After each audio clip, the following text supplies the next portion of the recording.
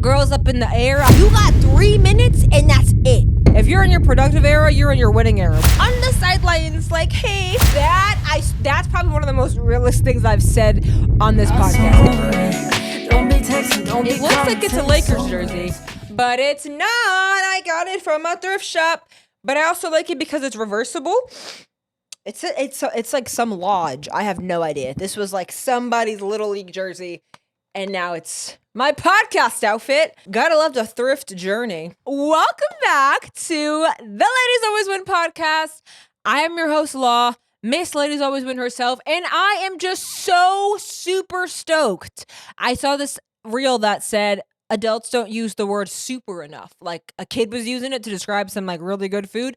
Yeah, but I'm super excited that you're hanging out with me today, okay? Whether you're listening on audio podcast, Spotify, shout out to you, I love you, or you're watching on YouTube or watching on Spotify, I'm so glad that you're here. Thanks for hanging out. If you're watching on YouTube, girl, you might as well subscribe. Like, you might as well. This probably is not the first video that you're watching, so hit that little button, you know what I mean?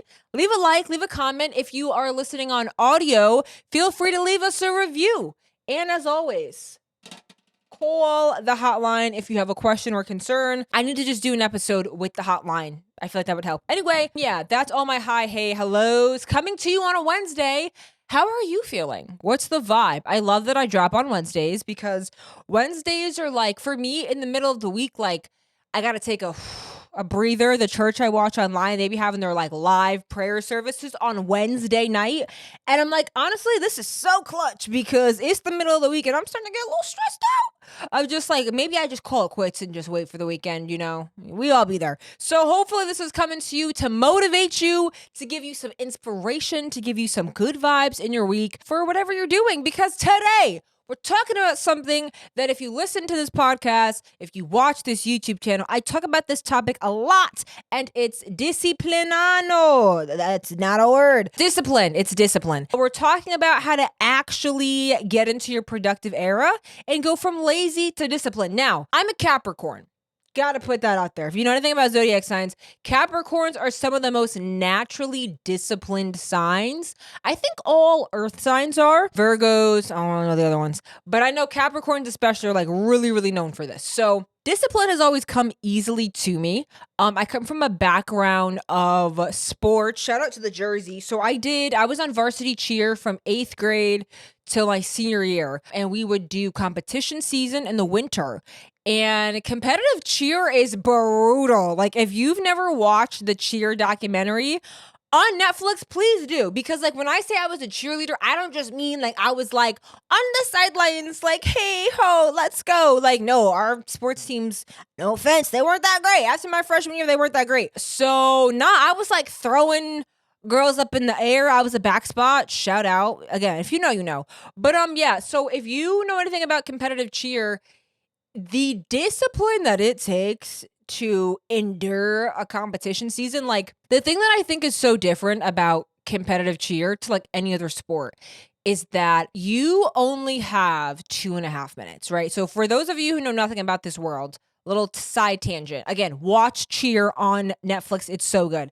But basically, in the world of cheer, you put together a 2.5 minute routine that consists of dance, stunts, which is when you're throwing the girls in the air, and tumbling, which is like when the girls flip and they do their back handsprings and stuff. So you put together a 2.5 minute routine.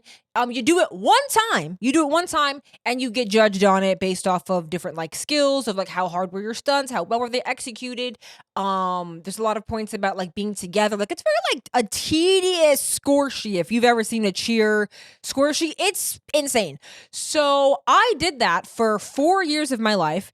And again, what makes that so different is that when you're like playing basketball or football or any other sport, like you have a long game, meaning if you get into it and you maybe are down bad in the beginning, you have a chance to like pick it up and fix it. In the world of cheer, that ain't happening, baby. You got 3 minutes and that's it. Like that energy of like, give it all you got. Like you don't get to do it again. Like there's no fixing it. There's no do-over. So cheer especially is just, I think it makes you so extra disciplined because we literally spend, I want to say like 3 months learning a routine, a essentially, honestly, we're learning it from like the summer because you go to cheer camp, you learn the stunts, then you have fall season, and then you learn the routine for 2 months, and then you go to like maybe like 10 competitions or something like that. But yeah, spending 2 months to learn a 2-minute routine, like it's a lot of discipline because there's just so much tediousness in it. But again, the idea is like you want to get this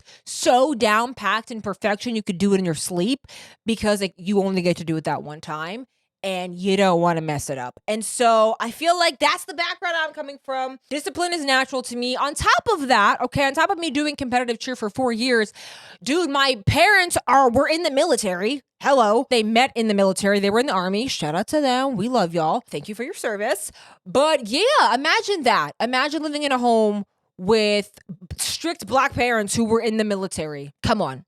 So discipline is just something that I'm really good at. And I feel like my version of lazy is not everybody else's version of lazy. Like when I'm lazy, I'm still doing more than like most people because I'm just like a perfectionist, but we're not gonna talk about it. Yeah, so I feel like I was recently kind of in like a little bit of like a lazy, so it really wasn't lazy. It was a response to like trauma, which is something I feel like I wanted to address in this episode, was that I feel like a lot of times we use the word lazy, but we're really just overwhelmed. Okay, you're probably not that lazy. It's just you're trying to do so much, or so much is being thrown at you that your body and your nervous system quite literally freeze and shut down.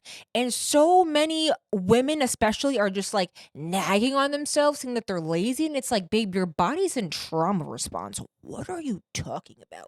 Like, you're trying to build a 6-figure business and your nervous system is like malfunctioning. We got to get it together. We got to do things in an order. And like, yes, go build that business and go do that thing and go get that goal. But you got to take care of you first. If your nervous system is breaking down, we got to talk about it. So if you are calling yourself lazy, or you clicked on this video, or you're listening to this podcast, and that's just been a thought in your head of like, oh, I feel like I've been so lazy.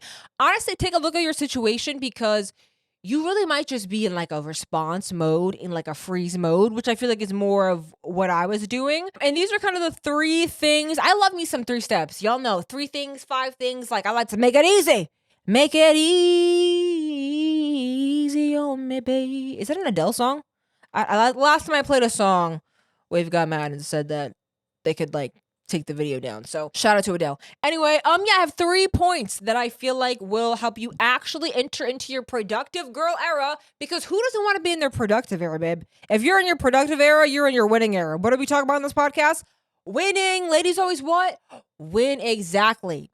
So these are 3 things that are going to get you into your productive era and get you from lazy to discipline. Boom. Number 1 is you're going to take it one step at a time. Okay? Cue that song. Just take one step at a time. Who's that? Jordan Sparks? There's no need to rush. It's like learning to fly or falling. How much of the song can I sing before it gets a copyright strike? Is that Jordan Sparks? I hope it's Jordan Sparks. If not, we'll figure it out. Yeah, take it one step at a time. I heard this thing the other day that was basically saying we need to take life one step at a time, not like a staircase. And hearing like that analogy of just every day, just take a step, and the idea of if you were every day trying to like hop up a whole flight of stairs, like that just seems so exhausting. But it really felt like what I was doing in my life. Like every day I was just expecting so much of myself, which I think eventually I have something in here about having more realistic expectations, but I was just expecting so much out of myself. Again, out of this trauma response, my whole nervous system is messed up. I had this crazy expectation, and it was just a recipe for disaster. So the idea of really just taking it one day at a time is so key. It is so crucial. It's a step that I really was so hesitant of, because like the hyper productive girl in me who like finds her identity in work was like, oh my God, like you're going to do one thing. You're pathetic. You're worthless. Throw it away. That's how I felt. But I had to shut that girl up and be like, listen, no more of that. We're having grace. Get out of here. This is just me talking to the voices in my head. But yeah, I had to really become okay with the idea of doing one thing at a time. And the reason why is because when you are being lazy, right? Or you are just in this freeze response and you have not been accomplishing things the way that you want to, or maybe once had in the past, you have to start to build a belief system that you do the things you say you're going to do. And the best way to do that is by starting small. Do little tiny things and then actually do them, because you literally need your brain to start believing new thoughts to help you in this process and journey. Like, I'm really big into like mind brain hacks, because your brain really is designed to help you do all these things if you like know kind of what to do and how to like tweak it. Because a lot of times people are depressed and upset and have anxiety because their brain is doing all these things in the wrong direction. So we got to learn tactics. We got to learn tricks. Like, that's like my whole life mission, is just learning how to like do. Switch it to that side. But yeah, doing little things, creating a new belief system that you do the things that you say, and just start with like one thing. I'm trying to think, what was my one thing that really got me back on track? Okay, with waking up early, it was reading the Bible. So I have been trying to like get back in to reading the Bible every day, like every morning. Like when I was in middle school, I used to wake my little tail up at like 6:30 in the morning. I would make my coffee, bring it to my room. Wasn't supposed to have drinks in my room. If you got minority parents, you already know. So that was a whole thing, but I was like, it's for God. So just have my Bible and my coffee in my room. But I was up so early, and I was like, and like, I just loved that time of my life. And I have the same Bible from that time, which I think is so cool. Cause like I read back and I'm like, whoa, like why was this so relevant to me at 14? And yeah, this is something I was trying to do. And like, but I also was trying to like wake up early and take my vitamins and take a cold shower. Like, I was trying to do so much every morning. And it was just like, relax, take a chill pill, girl. Pick one thing. So I went on a vacation, and I feel like that was like a good time to kind of like start a new habit, because I was already in a new environment that I feel like it was good for my brain to like start something. And I got a devotional, right? I used to be somebody that I was reading the chapters and like I kind of knew how to dissect and study, but I hadn't done it in so long that it was just, the thought was so overwhelming. So I got a devotional that just had one page a day, and I had a few little scriptures. And as I was doing that every day, I ended up waking up on time every morning. Okay, well, now that I'm up this early, now I have all this extra time. Then I started taking my vitamins. Then I started doing all these other things because I got one thing. I focused on one. I got one thing together, and then everything else started lining up. So first thing first, you want to enter into your productive girl era. Take it one step at a time. Shout out to Jordan Sparks, if that's you, girl. Step number 2, how to actually enter in your productive era, is to make your goals very clear.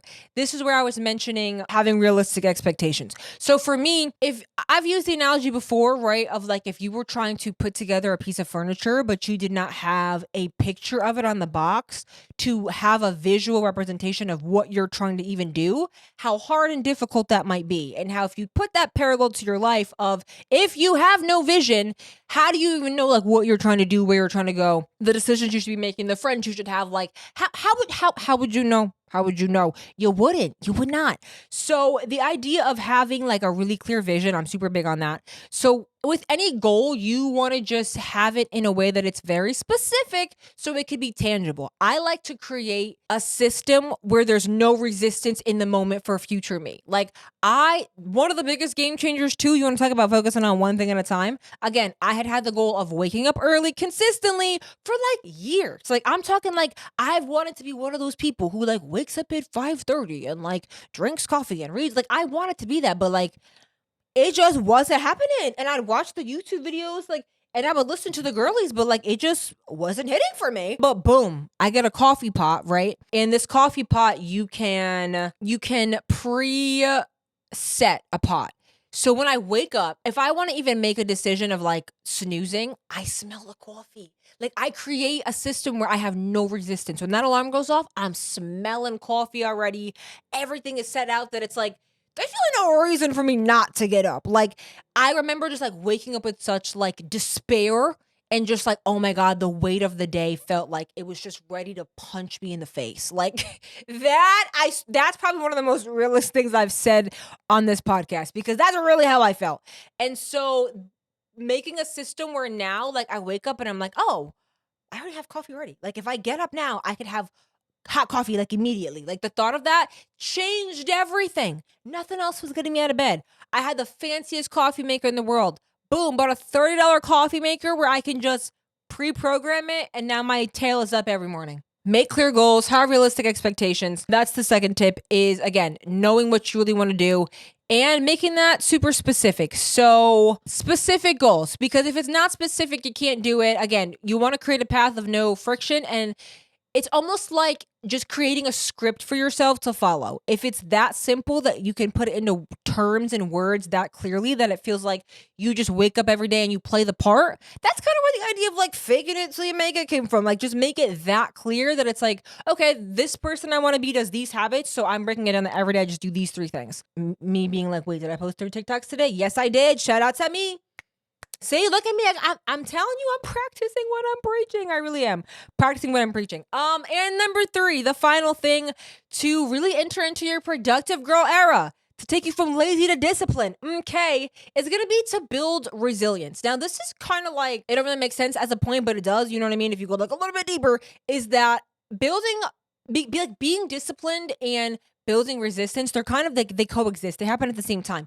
Because when you are building resilience is just you keep going no matter what. Like no matter what happens, you're committed to this thing. No matter how many times it fails, no matter how many times it falls apart, like you are committed to doing this thing, period, point blank. And you build that resilience in those times that it doesn't work and then it's, you fall down and you have to fix it because again, you're just committed to just doing it. So anytime that you're building it again, you're fixing it again, that's when you're building that resilience. And I feel like when you're disciplined, you're just having to decide, okay, I'm committing to this thing no matter what, right? Again, if you have a clear vision, you know the why and you're attached to it, like it becomes easier to do, but it's just very, very, very, very, very important, I believe, to have something in your life that is making you more resilient. You know what's crazy? I literally, guys, this is going to be insane when you see it. I'm going to have a tattoo that says resilient because that word means a lot to me and I've been wanting to get tattoos, guys. It's gonna be the next era.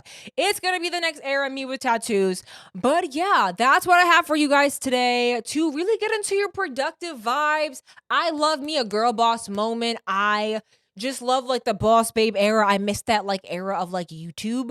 I used to eat them videos up. So hopefully that gives you like a little bit of reminiscence of those videos if you know that you know. And yeah, I will be back next Wednesday with something else, something positive, something productive. If you have not left us a review and you're listening to the pod, please do. And if you're watching on YouTube, feel free to give it a thumbs up. Comment. The comments, guys, I actually really love reading your comments. Shout out to you guys. You leave the nicest comments and it lets me know that this content's helping. So do that if you have it. And I will see you next Wednesday. Bye.